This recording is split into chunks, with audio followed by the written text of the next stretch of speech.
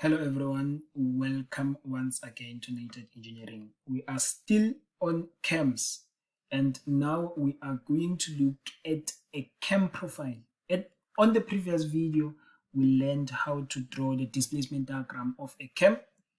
And if you haven't watched that video, I suggest you go and watch that video first before you can come to this one, because now we are not going to cover the displacement diagram. We're just going to do the CAM profile from the displacement diagram that we did on our previous video. So to draw the displacement diagram, you are going to need what we call a minimum diameter. You will be given on the question, and you also need the direction of rotation. So you will see where we are going to use that. So for this one, I'm going to use 20 as our minimum diameter, and I'm going to use clockwise as our direction. So we are going to draw a line from here to there, and then the circle, you're going to draw a circle. I'm going to draw a 2-point circle touching this point, and that will be your minimum diameter. So I said I'm going to use 20 millimeters for this one. Therefore, I am going to use 20. That this diameter of that circle will be 20. And then I'm going to draw another circle. Say center radius. I'm going to use this center, and it must be this. The radius must be up to this point. And then from there, I'm going to divide my circle into 12 equal parts. So I'm going to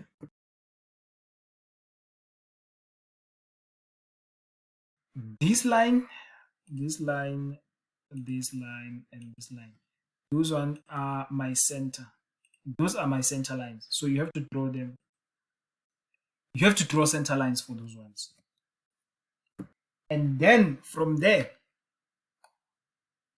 you have to number the circle. So remember, I said the direction I'm going to use clockwise. So if the direction that they give you is clockwise, that means your numbering will be anti-clockwise. If the direction they give you is anti-clockwise, that will tell you that your numbering should be clockwise. So if it's clockwise, it means the circle will be rotating like this. I say, if they say your rotation is clockwise, your numbering should be anti-clockwise. Why?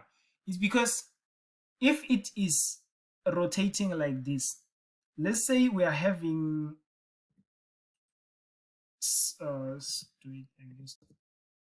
like a point here where the circle, where we are reading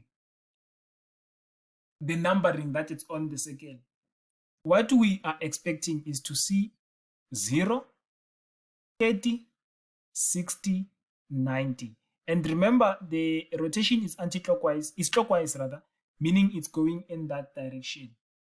So this is 0. The second number that we're expecting to see from our point will be 30, meaning if we are going to number our circle clockwise, the number that we are going to see here, it's not going to be 30, because the number that we are going to see after this 0 will be the number that will be here. So that is why we have to say 0, 30, 60, 90, and so forth. So what I'm going to do is to number. And then that will be our numbering. And then what we are going to do now is we're going to project. I'm going to start with the rise. I'm going to project every point where our line, this line, that it's representing the constant volume. And another thing that I forgot to point out on our previous video is that you must you must label these things. The motion, you know, from this point to this point, it's constant volume. So you should label that from here, from 0 to 180, it's constant volume. It's 12, it's constant volume. And then wherever the line is cutting 30 degrees, we're going to project that to the center. I'm going to say copy, weight cast 60, 90, 120, 150, and then the last one. And then I'm going to trim this out.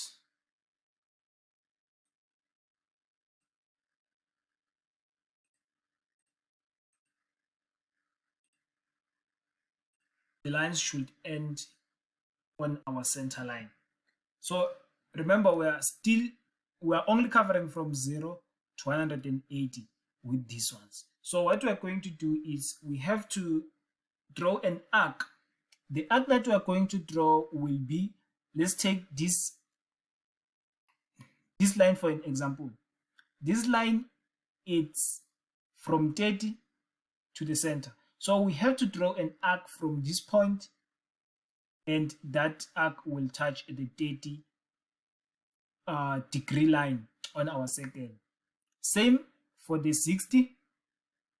That 60 will touch, the arc will be from here to the 60. Same thing for the 90, and so forth. So I'm going to say arc, going to say start, center, end. We're going to start with this one. It's 30, center, end. Do the same thing. Start, center, end.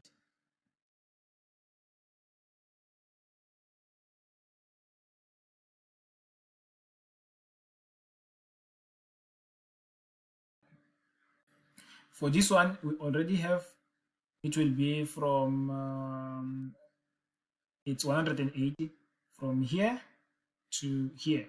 So we just need to remember. Let me just do it with another color so that we do not get confused.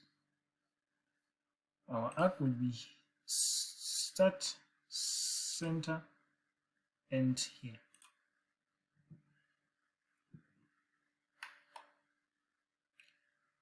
And then we have to cover the dwell. The dwell is dwelling from where?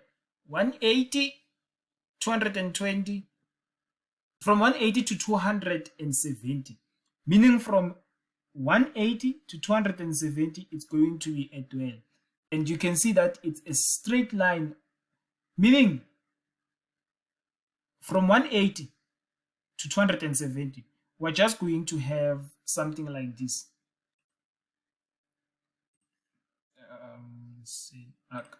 We're just going to have something like this, center, end. It's not going down, it's not going up, it's just on that line.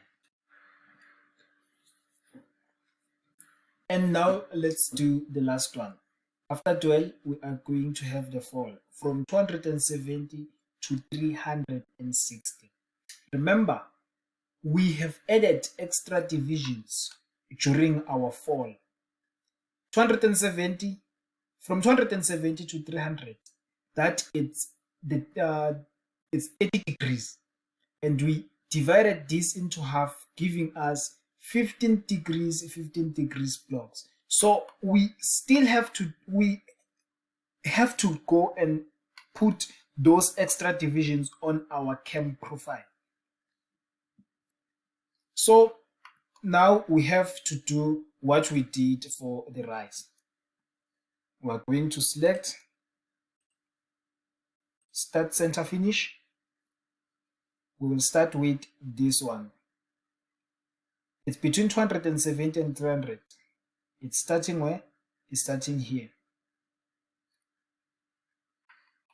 If you want, you can still project just to see what's going on, but there is no need, because you can see that the line that is being projected to the cam profile, it passes exactly where this constant velocity line cuts the vertical line. What we're going to do is arc, start, center, finish. And if we are doing this on a drawing board, what you're going to do is you are going to use your compass. You're going to place the sharp point here at the center and place the point where you are using to write at this point, and then scribe an arc. So it will be scribe an arc to where? To here. We know that this line is coming where? Between 270 and 300. It should end between 270 and 300. And then we do the same thing for the next one. The next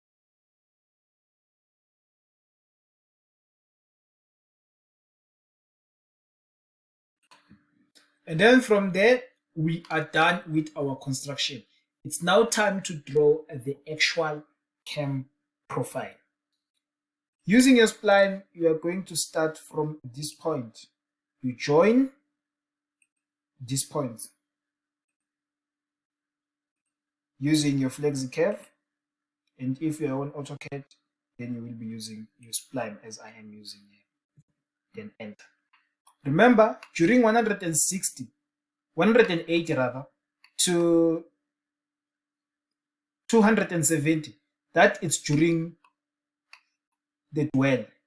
180, 270 is during the dwell. That is why we are having a smooth curve like this. We're not going up and down as we were doing here. And then the constant velocity will continue from where? From 270 to 360, which will be from here. Spline command again. We start from here. Join those points.